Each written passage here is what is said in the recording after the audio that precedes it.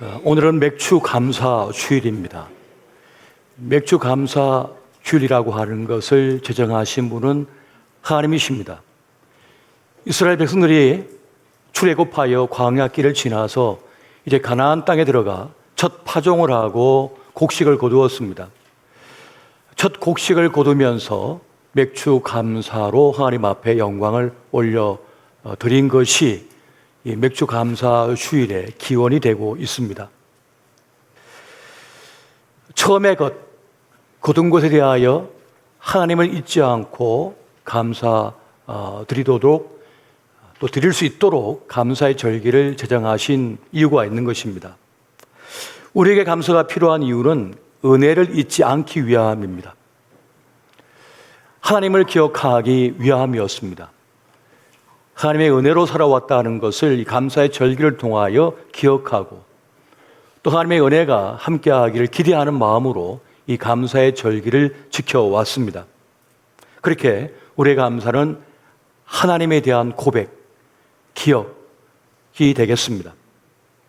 감사함으로 한 해의 절반을 이제 매듭 짓고 또 감사함으로 한 해의 절반을 시작하는 이 자리, 이것은 매우 중요한 자리이며 뜻깊은 자리가 되고 있습니다. 그리고 이것은 하나님의 지혜입니다.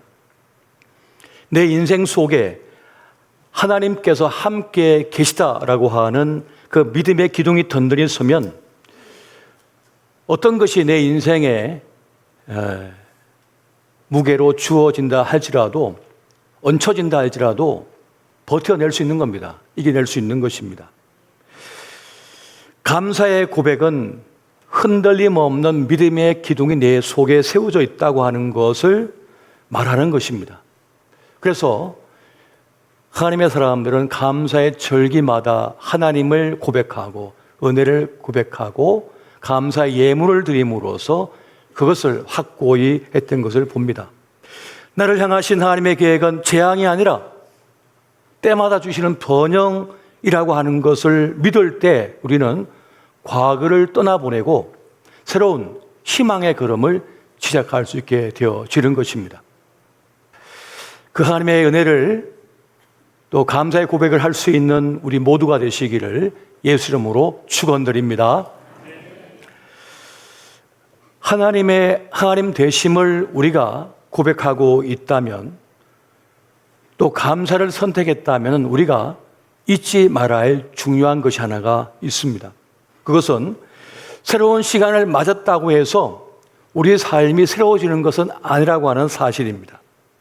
그래서 히브리인들은 유월절을 맞이하면 또 특별히 어떤 절기를 맞이하게 될 때 집안에 있는 묵은 누룩을 다 찾아내가지고 태워버렸습니다. 그 묵은 누룩을 태워버리고 정리하고 나서야 새로운 희망의 걸음을 걸어갔다는 것입니다. 그렇다면 우리 안에 있는 묵은 누룩은 무엇이 있을까요?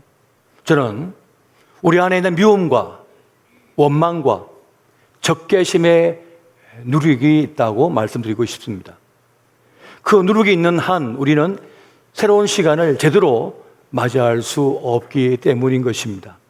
이 시간 용서와 화해의 영이 우리와 우리 가정 위에 넘치시기를 예수 이름으로 축원드립니다.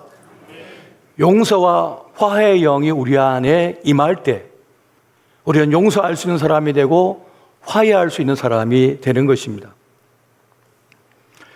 사람이 자신의 잘못을 깨닫고 뉘우치는 그 일은 쉬운 일이 아니랍니다.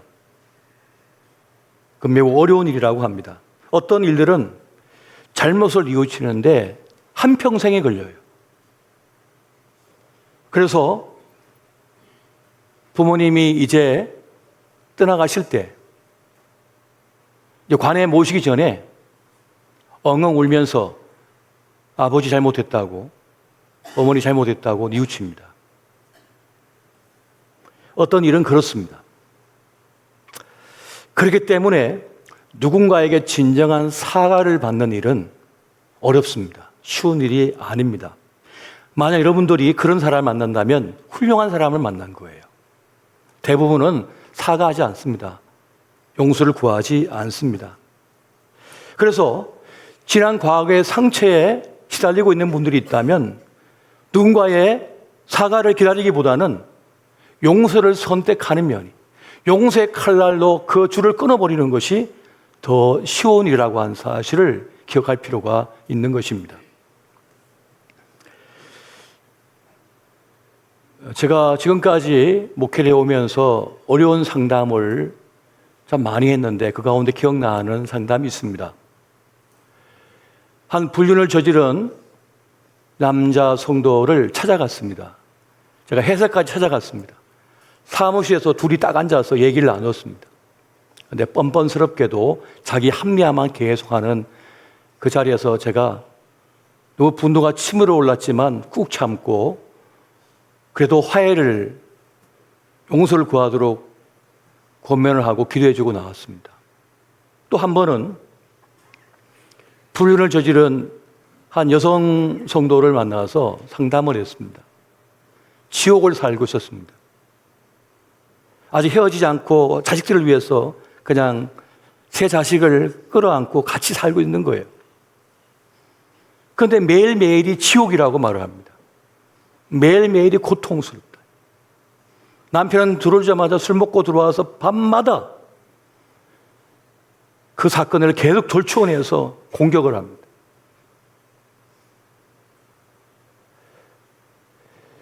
용서해주지 않는 남편과 함께 10년을 살았는데 더 어떻게 살아야 될지 모르겠다고 합니다. 자식들 때문에 죽을 수도 없고 위로해주고 기도해주고 나왔습니다.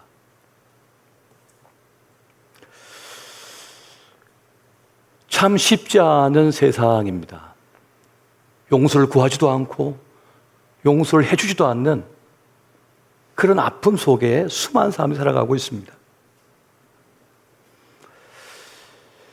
우리는 살아오면서 크든지 작든지 상처를 입거나 또 상처를 주거나 하며 살고 있습니다. 그러한 삶을 살아가면서 우리가 어떻게 살아야 될까라고 주님께 묻는다면 하나님께서는 분명하게 우리 이미 답을 주셨습니다. 그것은 용서하고 화해하라 라고 말씀을 주고 있는 것입니다. 야곱과 에서는 형제입니다만 철천지 원수가 되어서 따로 떨어져 살았습니다. 야곱이 형 에서에게 찾아가 용서를 구하는 이 스토리, 이 이야기는 그 갈등의 문제가 발생하고 나서 한참 지난 지입니다. 결혼도 하고 자식들도 다 장성하고 그런 이후에야 이제 그것도 하나님께서 개입하셔가지고 주님께서 역사하셔갖고 이제 두 사람이 만나게 된 거지 그냥 된 게 아닙니다. 하나님의 개입하심이 있었다는 거예요. 용서와 화해의 영이 역사하는 가운데 일어나는 일이라는 것입니다. 야곱은 형 에서 앞에 나아가 쩔뚝거리며 7번을 절을 합니다. 7번은 7은 완전 숫자입니다. 내가 진정으로 용서를 구한다는 뜻입니다. 그 쩔뚝거리며 절을 하는 그 야곱을 보면서 에서의 마음에는 연민과 사랑의 마음이 생겨났습니다. 정우하고 원망하고 적개심을 품었던 에서의 마음이 눈 녹듯 사라집니다. 용서 화해를 바라는 그 야곱의 몸짓이 에서의 마음을 진정시키고 풀어냈습니다. 그동안 품었던 분노와 적개심을 내려놓고 동생을 불쌍히 여기며 끌어안습니다. 그리고 입맞춤을 하고 펑펑 웁니다. 두 형제가. 오늘 우리는 엎드림으로 일어서는 법을 배웠으면 좋겠습니다. 진정 엎드릴 때라야 진정 일어설 수 있다는 겁니다. 이것이 하나님의 방법입니다. 진정한 엎드림이 숙이는 그 몸짓이 누군가의 마음을 얻어냅니다. 그 마음을 풀 수가 있는 것입니다. 야곱은 자신을 낮춤을 통해서 수만 마리의 말보다 더 강렬한 메시지를 형 에서에게 전달했습니다. 에서도 포옹하고 입 맞추고 우는 것으로 동생을 받아들입니다. 그렇게 지난 가오에 대한 용서와 화해가 그 자리에서 일어나게 되었습니다. 여러분, 이미 일어난 일은 없었던 일로 만들 수 없습니다. 지울 수가 없습니다. 여전히 존재합니다. 그런데 지금 그 쓰라리고 아픈 일들을 넘어서는 일은 가능합니다. 그걸 붙들고 끝까지 고통 속에 살든지 이제 그것을 넘어서서 새로운 관계를 만들며 나아가는 것, 이 두 가지만 존재하는 거예요. 지난 과거를 없었던 일로 만들 수 없습니다. 그래서 주님께서는 우리에게 용서를 누리며 살라라고 지금 말씀하고 있는 것입니다. 아프리카의 어느 부족은 이 부족만 그렇다는데요, 용서의 주간이 있대요.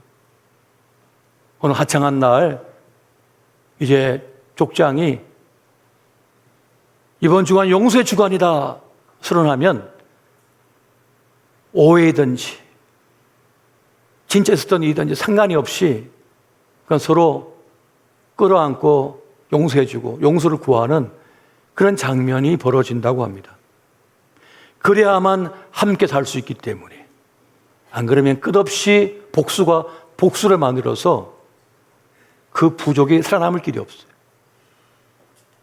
서로 살아남기 위하여서, 공존하기 위하여 그 용서의 주관을 만든다는 것이죠. 우리 주변에는 용서하지 못하는 마음들이 많이 있습니다. 용서가 되지 않는 것입니다.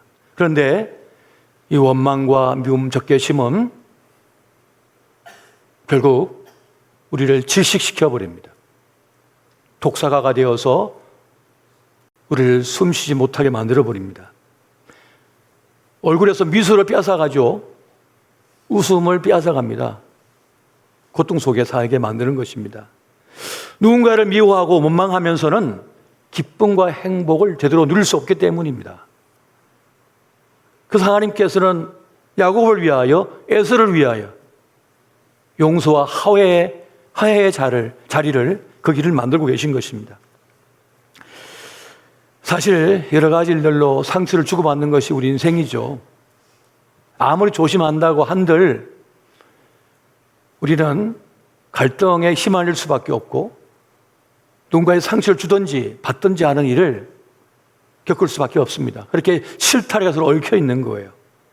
그렇게 우리 삶에는 어둠이 찾아오고 그림자가 들이오게 되는 것입니다.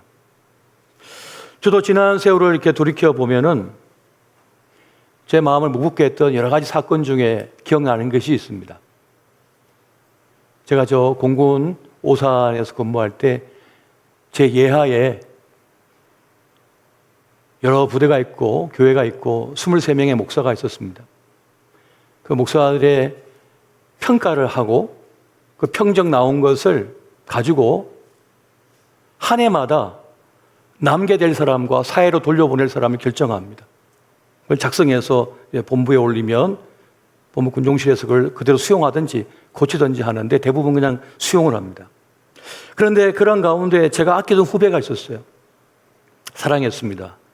귀하게 여겼습니다. 그런데 자력을 보고 평정을 보니까 그보다 더 뛰어난 후배가 있는 거예요. 결국 제가 아끼던 후배가 아니라 다른 후배가 이제 군에 남아서 있게 됐습니다. 나중에 참 안 됐다. 그랬더니 상처를 받았나 봐요. 본인이 아닌 것에 대하여. 근데 부부가 오는데 저를 본체 만취하고 그냥 지나가 버리는 거예요. 그걸 몇 년을 하는 거예요. 전화해도 안 받고 결국은 미국으로 유학을 떠나버렸습니다. 근데 다른 후배들은 자기가 안 됐어도 선배님 그동안 고마웠습니다. 많이 배웠습니다. 저는 독일로 유학 갑니다. 어디로 갑니다. 하고 이렇게 그냥 인사하고 가는데 이 친구만큼은 그래서 기대를 많이 하다 보니까 실망도 크나 봐죠. 보죠. 근데 그것이 제 마음속에 큰 근심이 되고 아픔이 되었던 것 같아요. 그래서 내적 치유 세미나에 가서 우리 목회자 세미나가 있잖아요. 그때 그 후배가 앞에 앉아 있는 것으로 상정을 하고 그 앞에서 제가 편지를 써가지고 내가 그때 이런 마음이었는데 용서를 구한다. 그러나 똑같은 상황이 돼도 다른 친구가 됐을 거야. 제가 한 판단과 선택은 지금도 전 잘했다고 생각합니다. 미안한 마음은 있는 거죠. 제 위치가 당시에 그랬으니까요.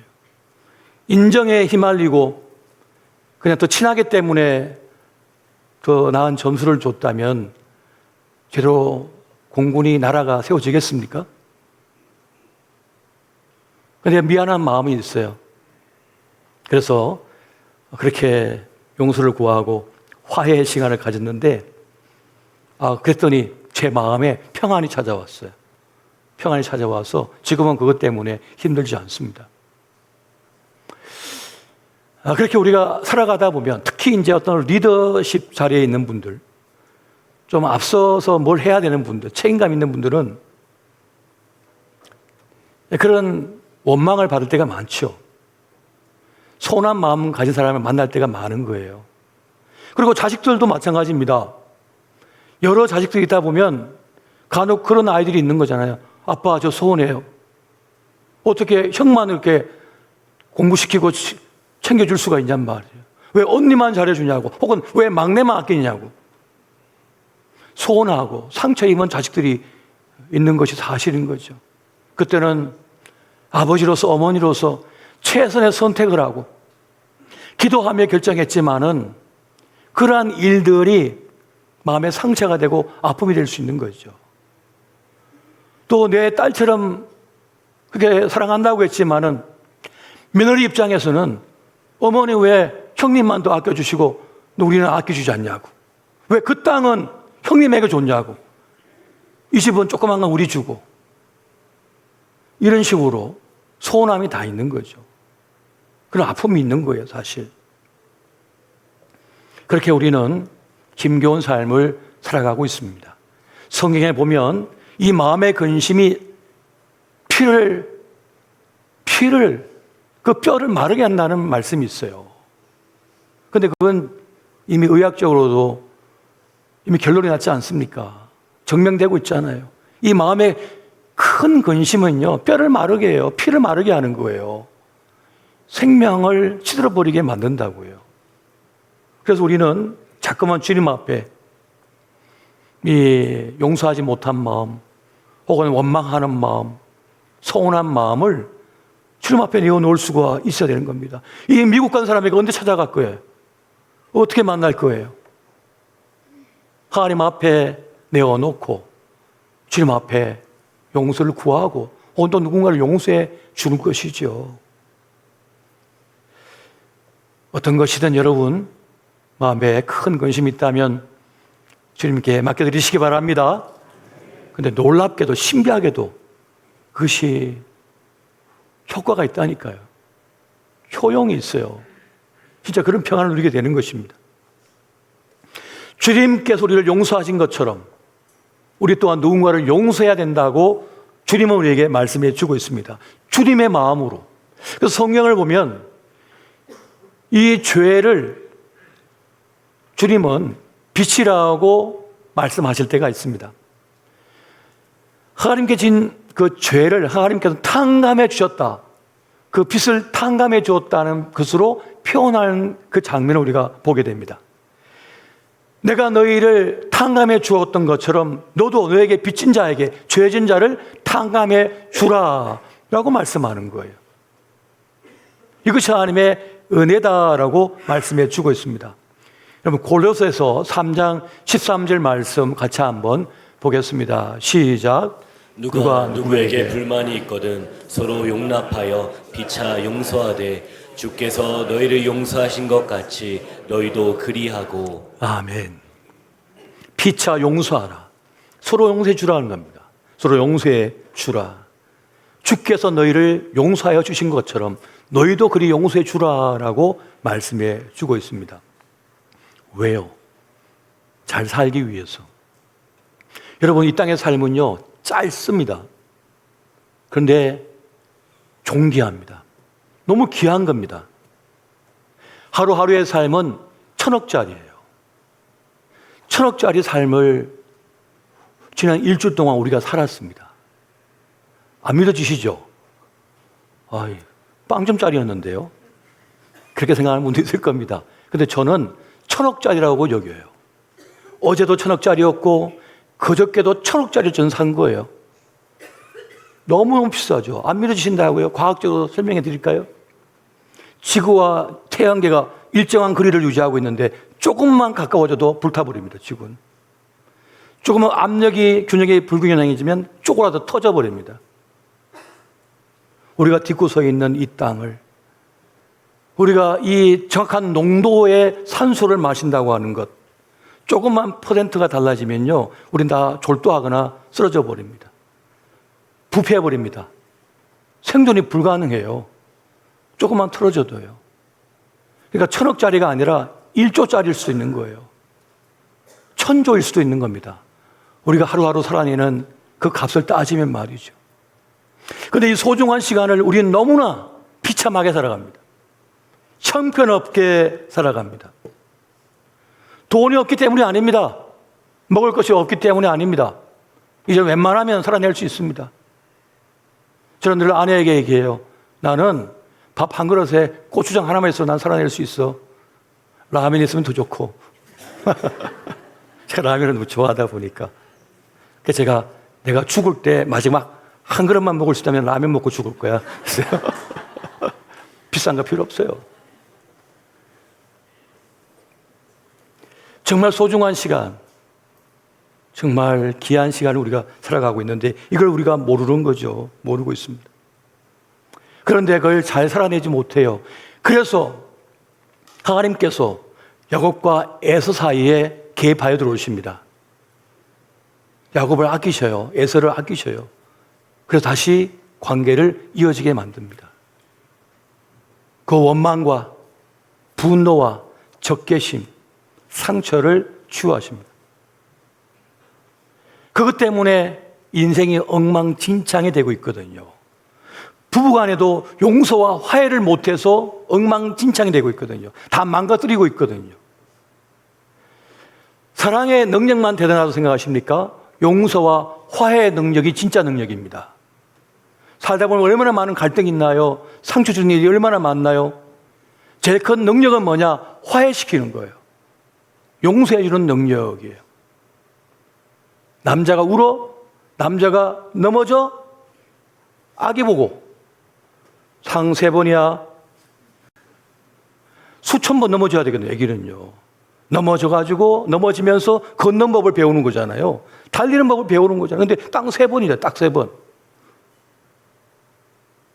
수없이 용서해주고 수없이 봐주고 수없이 화해했기 때문에 그 가정이 이루어지는 것이고, 그리고 건강하게 우리가 성장할 수 있는 것이니까요. 하나님께서는 그렇게 누군가를 미워한 동안은 행복도 기쁨을 누릴 수 없기 때문에 찾아오셔서 하나가 되게 만드셨습니다. 그래서 하나님을, 주님을 평화의 왕이라 부르는 것입니다. 여러분, 에베소서 2장 14절 16절 말씀 같이 한번 보겠습니다. 시작. 그런 우리의 화평이신지라 둘로 하나를 만드사 원수된 것 곧 중간에 막힌 담을 자기 육체로 허시고 또 십자가로 이 둘을 한 몸으로 하나님과 화목하게 하려 하심이라. 원수된 것을 십자가로 소멸하시고. 아멘. 여러분, 원수된 것을 하나로 모으기 위해서는 십자가가 필요하대요. 십자가에서 우리 주님은 갈갈이 찢어지셨습니다. 피 흘리셨습니다. 그러니까 공짜가 없다는 겁니다. 대가가 치불되어져야 된다는 거죠. 아픔이 있습니다. 눈물이 있습니다.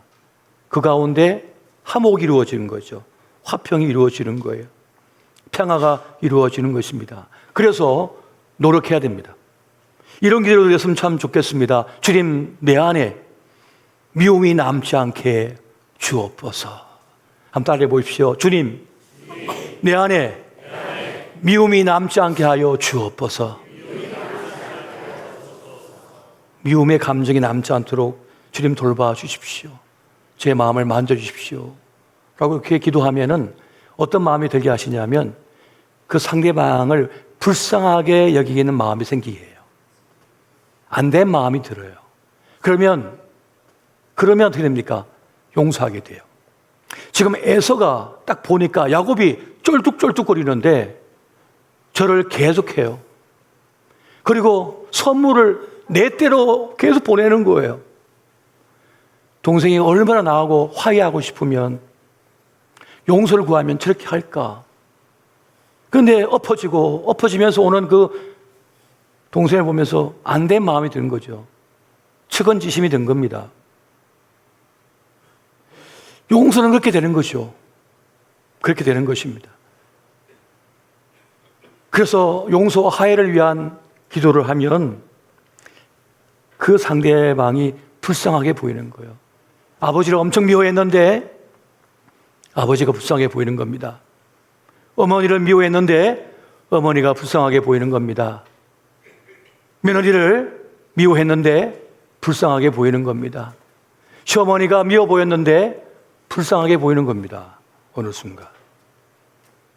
형이 미워 보였는데 불쌍하게 보이는 거예요. 동생도 그렇게 보이고요. 그렇게 되는 것입니다. 용서는 뭡니까? 치유를 위한 선택입니다. 우리가 치유받기 위해서는 용서해야 되는 것이에요. 기독교는 변화의 종교입니다. 변화가 핵심인 거예요. 죽음이 생명으로 바뀌고 불안이 고통이 평안으로 바뀌어집니다. 그런데 그것은 내가 하는 것이 아니라 하나님께서 하신다고 말씀해요. 거듭남도 구원도 하나님께 달려있다고 말씀해요. 그래서 고린도후서 4장 7절에 보니까 우리가 이 보배를 질그릇에 가졌으니 이런 심히 큰 능력은 하나님께 있고 우리에게 있지 아니함을 알게 하려 함이라 말씀하고 있습니다. 심히 큰 능력은 나에게 있는 것이 아니라 하나님께 있대요. 웬만한 능력도 나도 갖고 있죠. 그러나 심히 큰 능력은 사람을 바꾸는 건 변화시키는 건 하나님의 능력이라고 말씀하고 있는 겁니다. 할렐루야. 그래서 내가 할 수 있는 게 있고 할 수 없는 게 있다는 걸 인정해야 돼. 내가 할 수 없는 부분이 있는 것입니다. 근데 그것은 주님께 넘겨드려야만 가능한 것입니다. 나를 자꾸 바꾸겠다고 덤비는 사람이 있으면 불편해요. 나보고 막 틀렸다고 막 덤비는 사람 만나면 끔찍해요. 바뀌고 싶은 마음이 안 생겨요, 도리어. 저항의식이 생겨요. 그럼 주님은 어떻게 우리를 바꾸십니까? 존중함으로, 관심을 가짐으로, 사랑함으로 우리를 바꾸시는 거예요, 주님은. 주님은 야곱과 에서를 존중하셨습니다. 기하게 주었습니다. 그 마음 심사를 돌보셨습니다. 너 이리 와, 너 이리 와. 화해, 악수해. 끝! 이제 끝이야. 끝이야. 그게 무슨 화해입니까? 그것도 어떻게 보면 폭력이에요. 내 감정이 지금 얼마나 상처 있고 아픈데 억지로 끌고 와가지고 악수시키면 화해가 되냐고요. 존중해주고 상한 마음을 존중해주고 그랬구나, 아팠겠구나 존중해주고 이해해주고 하는 가운데 마음이 열려지는 거죠. 주님은 에서도 야곱도 존중해 주셨습니다. 두 사람 다 공존해야 된다고 여겼습니다. 너도 소중하고 너도 소중하다. 너도 있어야 되고 너도 있어야 된다. 말씀하시는 거예요. 여러분, 저 사람은 없어져야 돼 라고 생각하는 순간 공존은 불가능합니다. 끝까지 싸워야만 됩니다. 지금 이스라엘과 팔레스틴은 뭡니까? 저쪽은 없어져야 된다고 기치를 걸었어요. 그러니까 끝없이 싸워야 되는 겁니다. 나도 있어야 되고 너도 있어야 되고 야곱도 살아야 되고 에서도 살아야 된다라고 하는 생각 속에 공존이 가능해지는 거예요. 그래서 화해를 시키는 거예요, 하나님께서. 둘 다 소중하다는 거죠. 그래서 앞서 말씀드렸던 것처럼 부부 생활의 가장 큰 능력은 뭐냐? 화해하는 능력입니다. 용서하는 능력입니다. 여러분, 남편을 용서하시기 바랍니다. 목소리가 별로 안 좋은 거 보니까 용서할 마음이 없어요. 여러분, 아내를 용서해 주시기 바랍니다. 기대가 없네.